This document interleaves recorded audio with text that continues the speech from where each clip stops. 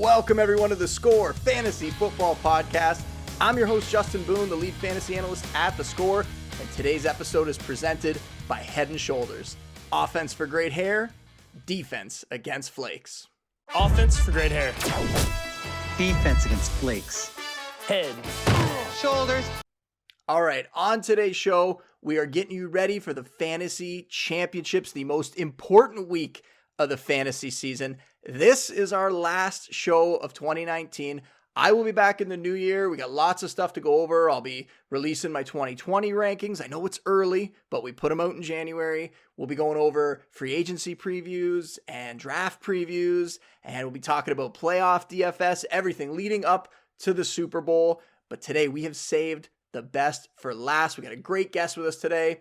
Heath Cummings, CBS Sports. He's one of their senior fantasy football writers. You know him from the Fantasy Football Today podcast, and you can find him on Twitter at Heath Cummings, SR. Heath, I feel like this has been a long time coming. It's a little overdue, I think, but I'm glad you're here today. Yeah, I'm glad to be here. And you said this is the last podcast of the year, so I'm just presuming that you saved the best for last. Absolutely. That's the only way to do it. I know you're having a great season too. I know in week 14, you were the number one ranker, the most accurate for that week on Fantasy Pros. Love to see that. And that's a very good week to be accurate because that's the first week of the fantasy playoffs. You want to get a win. Everyone that's advanced, they're the people that are listening to us right now. Now they got to make decisions for the fantasy championship for week 16. It seems like every decision has a little more weight added onto it as you advance each week in the fantasy playoffs. So today, we're going to try to make life a little bit easier on them, see if we can help them out with some of those lineup choices. And I want to start off with a specific offense versus defense matchup here. It's Le'Veon Bell hosting his former team, the Steelers. It might not seem like Bell has had a great season. It feels like a lot of people might be disappointed, and that's just because he's not putting up those RB1 numbers like he used to put up when he was in Pittsburgh.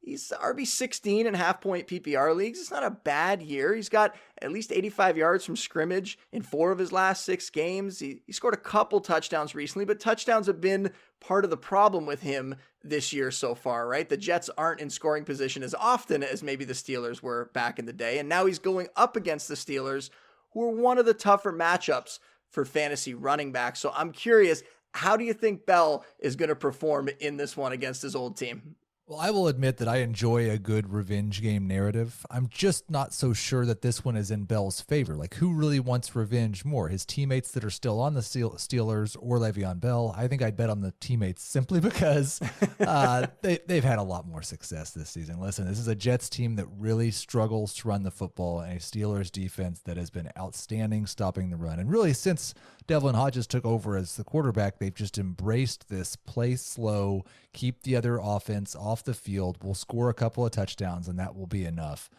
Bell is not in my top 20 running backs this week. If you have to start him, I wouldn't feel terrible about it as a number 2, but he's not someone I'm actively searching out to start. Yeah, the volume for him keeps him in that RB2 conversation. But like you said, the Steelers allowing the 4th fewest fantasy points to opposing running backs.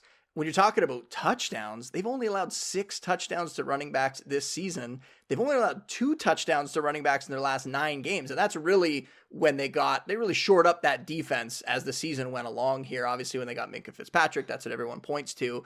But they also did kind of change the way they were approaching games and started grinding a little bit more there. And those 2 touchdowns that they allowed in the last 9 weeks, they're both receiving touchdowns. So they haven't allowed a touchdown on the ground. Now, Bell, more than capable of getting a receiving touchdown, but I'm a little wary of him this week, and I'm with you. He's outside my top 20. I'm looking at him as more of a low-end RB2, and I do worry about him in this matchup. I mean, you want to be excited for him. You want to see him maybe go in there and put up a big game, but I just don't know if this is going to be the matchup for him, like you said. Yeah, and even the involvement in the passing game, like he's had a couple of good or big volume games in the passing game. Against the Dolphins in week 9, he had 9 targets, and early in the season that happened a lot. But you take that Dolphins game out, and really since Sam Darnold came back, it's 4 or 5 targets as the ceiling and 3 different games with 1 or 2 targets. So like even the passing game work hasn't really saved him lately. That is all for the video version of today's podcast. Thanks for watching. Good luck to everybody in the finals. Go and get yourself a title. Said leave on time, my baby said leave on time.